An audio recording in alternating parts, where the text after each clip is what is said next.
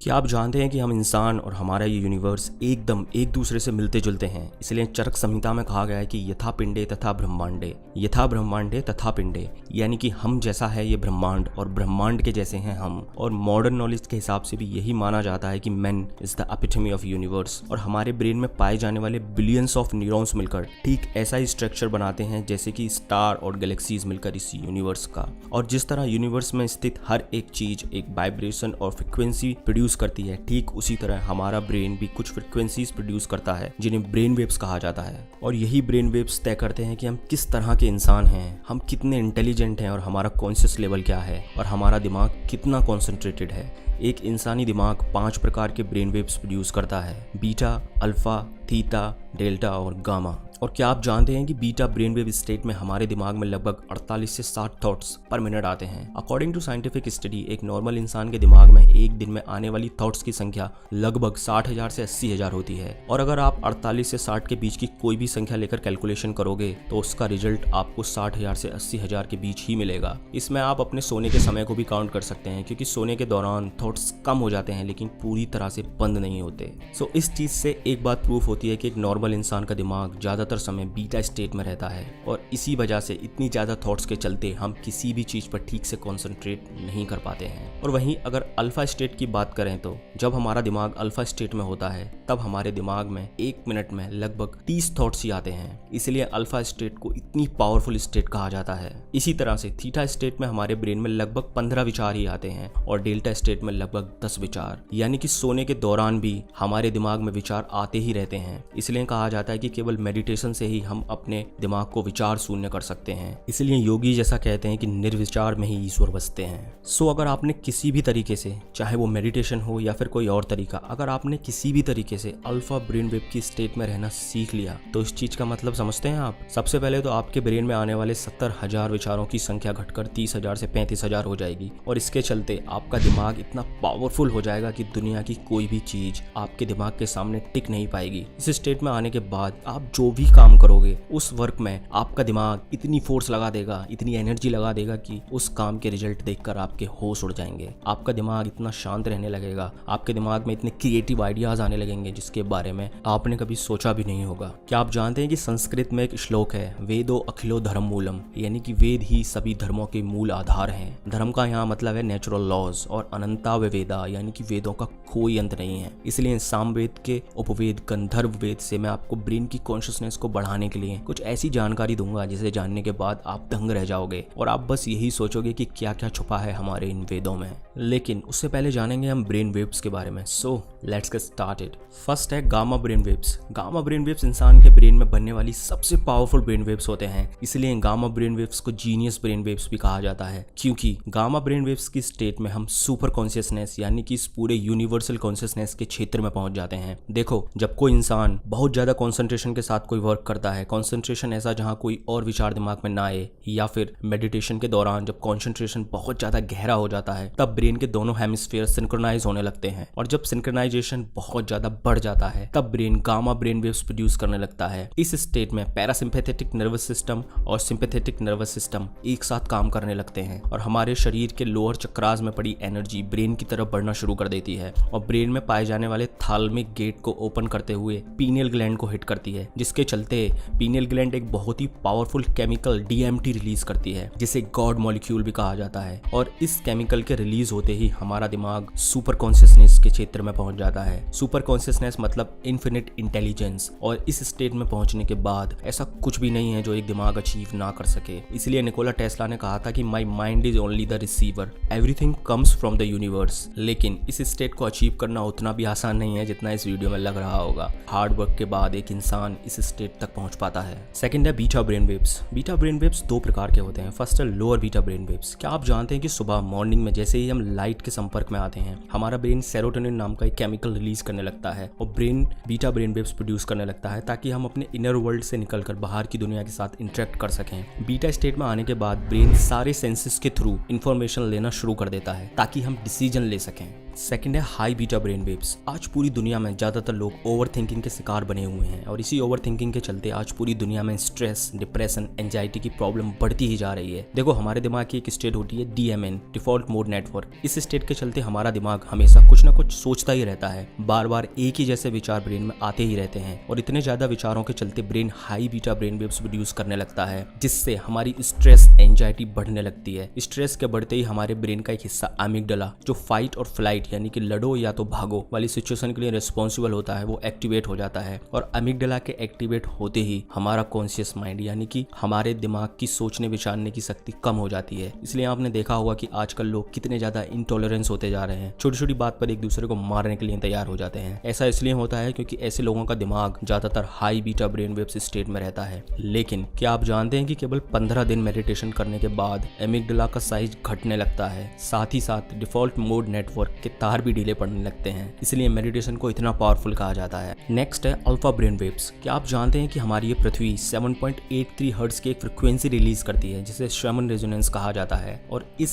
7.83 hertz frequency के बिना इस धरती पर जीवन ही संभव नहीं है। इसलिए जब एस्ट्रोनॉट स्पेस एक्सप्लोरेशन के लिए जाते हैं तो अपने साथ शर्मन रेजोनेंस जनरेटर लेके जाते हैं, ताकि स्पेसशिप में 7.83 हर्ट्ज की फ्रिक्वेंसी प्रोड्यूस करके अपनी मेंटल और फिजिकल हेल्थ दोनों को नॉर्मल रख सकें। लेकिन क्या आप ये जानते हैं कि हमारे ब्रेन की अल्फा ब्रेन स्टेट लगभग शर्मन रेजोनेंस यानी कि 7.83 हर्ट्ज से मिलती है, और यही वो स्टेट होती है जहां से हमारी स्पिरिचुअल जर्नी स्टार्ट होती है। क्योंकि इस स्टेट में आते ही हमारे दिमाग में आने वाली थॉट्स की संख्या कम और कॉन्सेंट्रेशन बहुत ज्यादा बढ़ जाता है। और वो इंसान जो बहुत ज्यादा मेडिटेशन करता हो, जैसे कि एक योगी, उस इंसान का ब्रेन हमेशा अल्फा ब्रेन वेव्स या उससे कम फ्रिक्वेंसी वाली स्टेट में ही रहता है। नेक्स्ट है थीटा ब्रेन वेव्स। अगर आप मेरे चैनल को फॉलो करते हैं तो आपको पता होगा कि मैंने अपनी एक वीडियो फ्लो स्टेट क्या होती है उसमें बताया था कि जब हमारा कंसंट्रेशन बहुत ज़्यादा गहरा होता है, यानी कि जब हम फ्लो स्टेट में होते हैं, तब हमारा ब्रेन थीटा ब्रेन वेव्स की स्टेट में होता है, जिसके चलते हमारा अपनी आसपास की दुनिया से संपर्क टूट जाता है और हमारा दिमाग कुछ ऐसे केमिकल्स रिलीज करना शुरू कर देता है जिससे ब्रेन की इंटेलिजेंट और इंट्यूशन पावर बहुत ज़्यादा बढ़ जाती है। थीटा ब्रेन वेव्स को सबकॉन्शियस माइंड का गेटवे भी कहा जाता है। इसलिए थीटा ब्रेन वेव स्टेट में किया गया कोई भी काम, चाहे वो पढ़ाई हो या फिर बोले गए अफर्मेशंस, वो सीधे हमारे सबकॉन्शियस माइंड में जाके बैठते हैं। इसलिए सेल्फ हिप्नोसिस में थीटा ब्रेन वेव्स का यूज किया जाता है। और theta brain wave state meditation की सेकंड लास्ट स्टेट होती है। इस स्टेट के बाद इंसान डेल्टा ब्रेन वेव यानी कि समाधि में चला जाता है। क्या आपने कभी सोचा है कि ध्यान करते समय योगीज या ऋषिज के हाथ इस तरह से क्यों होते हैं? असल में इस पोस्चर को ध्यान मुद्रा या ज्ञान मुद्रा कहा जाता है, और इस मुद्रा का कनेक्शन डायरेक्टली हमारे ब्रेन के साथ होता है। ज्ञान मुद्रा हमारे अनाहत चक्र में एनर्जी को कंट्रोल करता है, और अनाहत चक्र का संबंध हमारे शरीर में पाए जाने वाले 3 दोषास वाता, पित्ता और कफा में से वाता दोषा से होता है, और वाता दोषा संबंध हमारे विचारों से होता है। इसलिए ज्ञान मुद्रा हमारे शरीर के वाता दोष को कंट्रोल करती है, जिससे हमारे दिमाग में आने वाले विचारों की संख्या कम हो जाती है, जिससे एक योगी बहुत जल्दी ही थीटा मेडिटेशन यानी कि डीप मेडिटेशन में चला जाता है। इसलिए ऐसा कहा जाता है कि ज्ञान मुद्रा लगाने से इंसान की इंटेलिजेंस बहुत शार्प होती है। मुद्रास पर मैं एक अलग से वीडियो बनाऊंगा विद साइंटिफिक रिसर्च। नेक्स्ट है delta brain waves.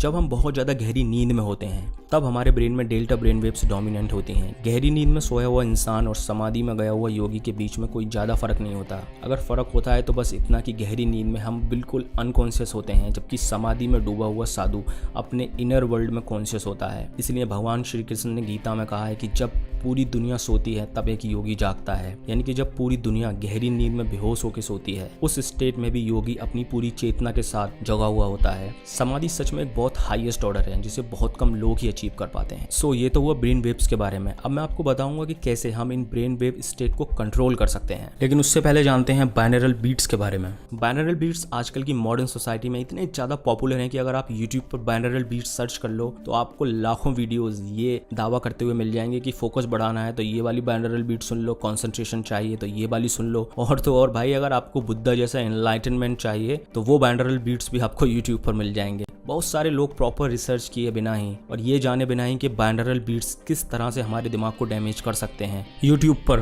Videos upload कर देते हैं। अब मैं आपको कुछ साइंटिफिक स्टडी दिखाता हूँ जो साइंटिस्ट ने बाइनरल बीट्स पर वेल रिसर्च करने के बाद पब्लिश किए हैं। ये फर्स्ट स्टडी नीदरलैंड के लाइडेन यूनिवर्सिटी के न्यूरो साइंटिस्ट ने कंडक्ट की थी, जिसमें साफ साफ लिखा है कि जिन लोगों के EBR यानी कि आई ब्लिंक रेट कम थे उन्हीं लोगों को अल्फा और गामा बाइनरल बीट्स से कुछ बेनिफिट हुए थे। और इस रिसर्च में ये भी साफ लिखा है कि जिन लोगों के EBR ज्यादा थे। Individual with high EBRs were unaffected और even impaired by both alpha and gamma binaural beats. और इस रिसर्च में ये भी लिखा है कि बाइनरल बीट्स हर इंसान पर एक जैसे काम नहीं करती। अब आप सोच रहे होंगे कि EBR यानी कि आई ब्लिंक रेट का बाइनरल बीट से क्या लेना देना है, तो मैं आपको एक और साइंटिफिक स्टडी दिखाता हूँ जिसे कंडक्ट किया था अमेरिकी संस्थान NCBI ने, जिसमें साफ साफ लिखा है कि जिन लोगों की EBR कम थी वो लोग प्रेशर को अच्छे से हैंडल कर पाए एज कंपैरिजन टू उन लोगों के जिन लोगों के EBR ज्यादा थे। देखो, जो हम बार बार पलक मारते हैं उसका सीधा संबंध हमारे ब्रेन के डोपामाइन, जो कि एक बहुत पावरफुल केमिकल है, उससे होता है। इस टॉपिक पर मैं अलग से वीडियो बनाऊंगा कभी,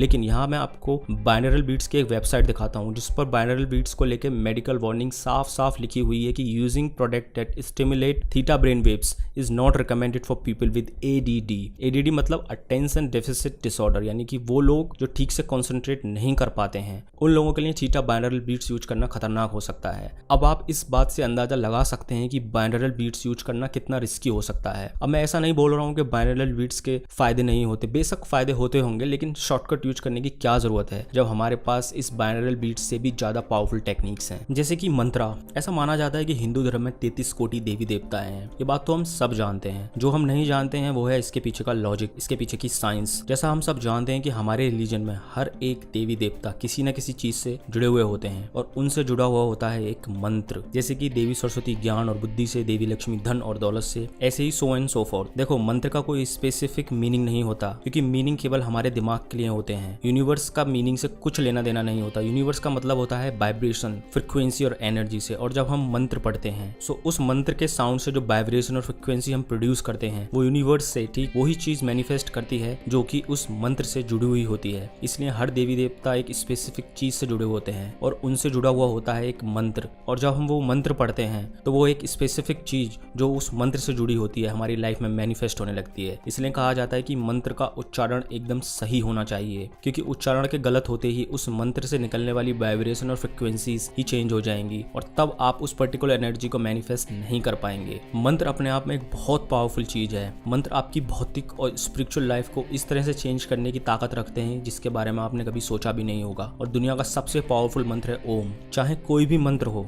उससे पहले ओम का उच्चारण जरूर किया जाता है। और जब हम ओम का उच्चारण करते हैं तब ओम मूलाधार चक्र से शुरू होता है और सबसे लास्ट चक्र जो हमारे ब्रेन में होता है, सहस्रा चक्र पर जाकर ओम के उच्चारण का अंत होता है। इसलिए ओम के उच्चारण से सारे चक्रास ओपन होने शुरू हो जाते हैं और एनर्जी ब्रेन की तरफ बढ़ना शुरू हो जाती है। इसलिए ओम को इतना पावरफुल मंत्र माना गया है। ओम के अलावा और भी काफी पावरफुल मंत्र हैं, जैसे कि गायत्री मंत्र, जिनके उच्चारण मात्र से आप अपनी लाइफ में असंभव को भी संभव कर सकते हैं। नेक्स्ट है राग। हमारे 4 वेदों में से एक वेद है सामवेद, जिसमें संगीत साहित्य के बारे में बताया गया है। सामवेद के भी उपवेद गंधर्व वेद में राग के बारे में बताया गया है। जिस तरह से हमारे शरीर में 7 चक्र होते हैं, ठीक उसी तरह से संगीत में 7 स्वर होते हैं और वो 7 स्वर हमारे किसी न किसी चक्र से जुड़े होते हैं और इन्हीं स्वरों से मिलाकर ऋषि मुनियों ने रागों को बनाया है। मैंने अपनी एक वीडियो में बताया था कि हमारे शरीर में 3 मुख्य एनर्जी होती हैं, वाता, पिता और कफा, और हर एक एनर्जी का एक टाइम होता है जब वो एनर्जी हमारे शरीर में प्रबल होती है। जैसे कि सुबह में 2 बजे से 6 बजे तक हमारे शरीर में वाता एनर्जी प्रबल रहती है, 6 बजे से 10 बजे तक कफा और 10 बजे से 2 बजे तक पित्ता।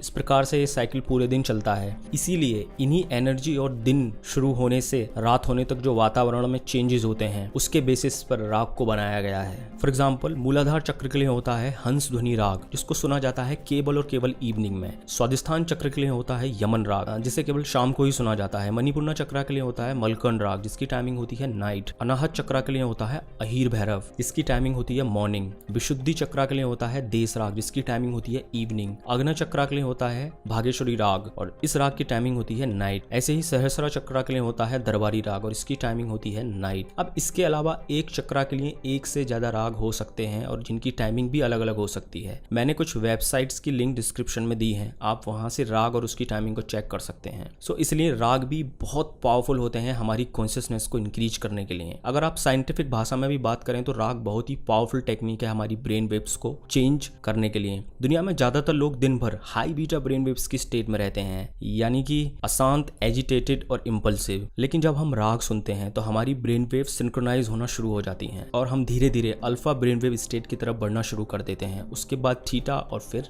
डेल्टा। सो अगर आप मेडिटेशन करते हैं तो आपको राग जरूर जरूर जरूर सुनने चाहिए, क्योंकि राग आपकी मेडिटेशन प्रोग्रेस की स्पीड को दुगना कर देंगे। नेक्स्ट है विश्वनाथ ध्यान, एक बहुत ही पावरफुल बुक है, एकाग्र मन। उस बुक में इस मेडिटेशन के बारे में दिया गया है। इस मेडिटेशन के बारे में लोग बहुत कम जानते हैं, लेकिन सच में विश्वनाथ ध्यान मेडिटेशन की एक बहुत ही पावरफुल टेक्निक में से एक है। देखो, ज्यादातर टाइम हमारे दिमाग में कोई ना कोई विचार आते ही रहते हैं, जिसके चलते हम अपना ज्यादातर टाइम प्रेजेंट मोमेंट में ना रहकर अपने दिमाग में ही रहते हैं। और जैसे ही आप इस मेडिटेशन को करना शुरू करोगे, आप इंस्टेंटली प्रेजेंट मोमेंट में आ जाओगे। और जैसे ही आप प्रेजेंट मोमेंट में ध्यान लगाना शुरू करोगे, तुरंत आपकी ब्रेन वेव्स स्लो होना शुरू हो जाएंगी। इस मेडिटेशन में आपको ज्यादा कुछ नहीं करना है, बस आपको अपने आसपास के सूक्ष्म यानी कि हल्की से हल्की आवाज को सुनना है बस। और जैसे ही आप अपने आसपास की आवाजें सुनना शुरू करोगे तो आप तुरंत ही प्रेजेंट मोमेंट में आ जाओगे। उसके बाद आपको बस इतना करना है कि धीमी से धीमी आवाज को सुनना है। जैसे शुरुआत में आपको तेज साउंड सुनाई देंगे, उसके बाद आपको धीरे धीरे हल्की से हल्की आवाजें भी सुनाई देने लगेंगी। ऐसा कहते हैं कि इस ध्यान में मास्टर होने के बाद इंसान अपने हार्ट बीट की भी आवाज को सुन सकता है। और जब ये ध्यान बहुत गहरा हो जाएगा तो आपको अनहद और नाद यानी कि यूनिवर्स के साउंड जैसे कि ओम का साउंड भी सुनाई देने लगेगा। सो दोस्तों, इस वीडियो के लिए इतना ही। Thank you for watching.